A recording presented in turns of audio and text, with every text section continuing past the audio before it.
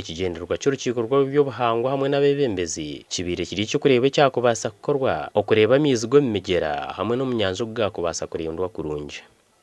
Brian Emmanuel Guma ukurwa Ministry y'Ebyomyisi nagira ngo n'obujunanizi bw'abebembezi kureba ngo bakwatira hamwe bakashomesa abantu ba burijo uko bakubasa kurikiraho kutahirira ibisharira. Tingeje of course no kwatarana na government kureba ebigendera byitu twabite ko mu nkora kimwarimwe kureba abantu batazomba isharara okudegrading ibisharara kureba abantu batahinga mpaka ahamugera twinoho regulations nka government. Wilberforce Ngoma himbisi buri umuhwezi wa RDC yo mu Rukungiri nagira ngo abantu bagumiza muno kushisha ibyo buhangwa nehija kuba hibura rya mizo mu myaka irkwisha.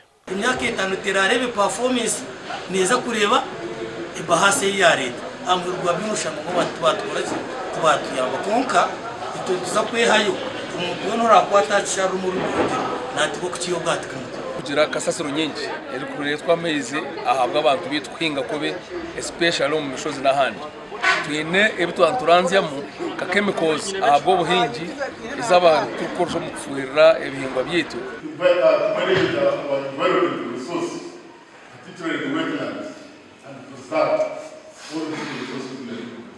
Abebembeza bashyira mu rukiko runo bajyanwe bija kukwatanisa okureba ngo bashomesa abantu baburijo hakarungi ko kurinda emigera hamwe n'enyanja.